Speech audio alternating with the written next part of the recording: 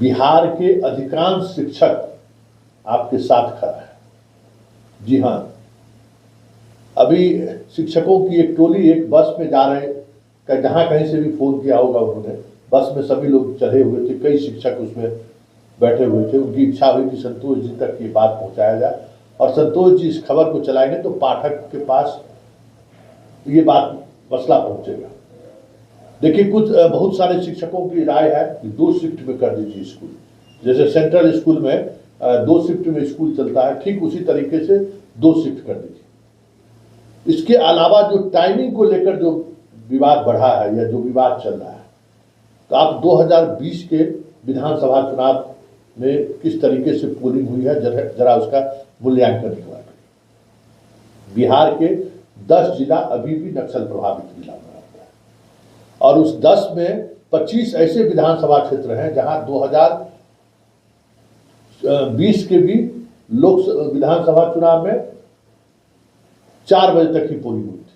5 ऐसे विधानसभा क्षेत्र हैं जहां 5 बजे तक पोलिंग, मतलब आपका 30 विधानसभा क्षेत्र, 243 में 30 ऐसे विधानसभा क्षेत्र हैं जहां आज भी नक्सल प्रभावित इलाका माना जाता है और उसमें पूरी सुरक्षा व्यवस्था के साथ हाई सेंसिटिव जोन करके पारा मिलिट्री फोर्स वहां चुनाव कराने जाते हैं। इसके अलावा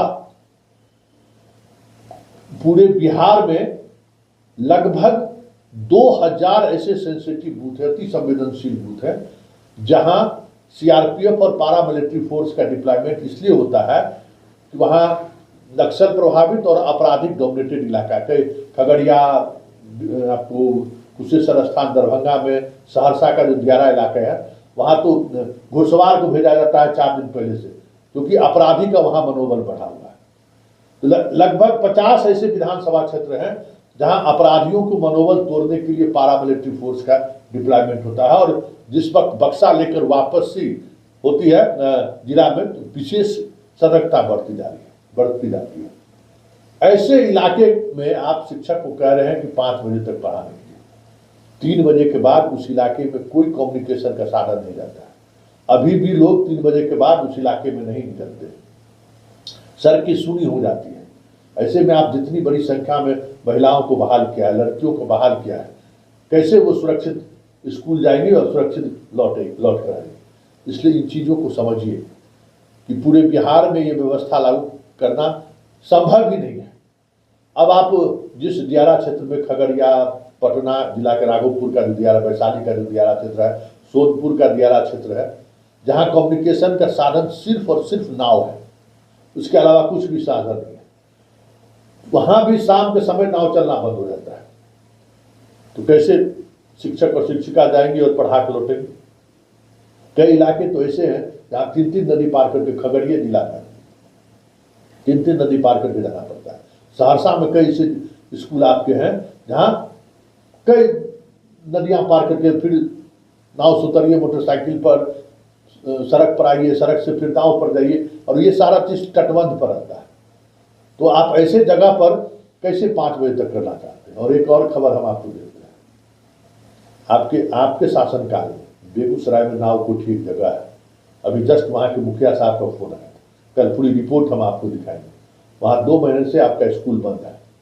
वहाँ के अपराधी टीचर से रंगदारी मांग रहे हैं और रंगदारी मांगने की वजह से सब लोग स्कूल छोड़ दिए हैं और स्कूल में ताला लटका हुआ है। तो ये बिहार है, बिहार की इस परिस्थिति को भी आपको समझना होगा, नहीं तो फिर तो मुख्य कानून है, आप करते रहिए, लागू करना मुश्किल है, फिर चीज़ें बदलेंगे, हंगामा होगा, एक नई तरीके की समस्या सामने आएगी। तो जो चीज़ें बड़ी ही स्मूथली चल सकती है, उसमें बेवजह इस तरीके का हैडल पाठक जी खराब मत करिए, जिससे एक नई तरीके की समस्या खड़ी हो जाएगी। आप 5 बजे तक करना चाहते हैं तो तमाम इलाकों का एक सर्वे कराइए। कोई घटना घटनी शुरू हो गई तो फिर आप कहीं का नहीं रहिएगा, सारा दोष आप पर हो जाएगा। क्योंकि बेगूसराय का उदाहरण है कि इस शासनकाल में 2 महीने से स्कूल बंद है। कल हम उस पर पूरी रिपोर्ट दिखाएंगे।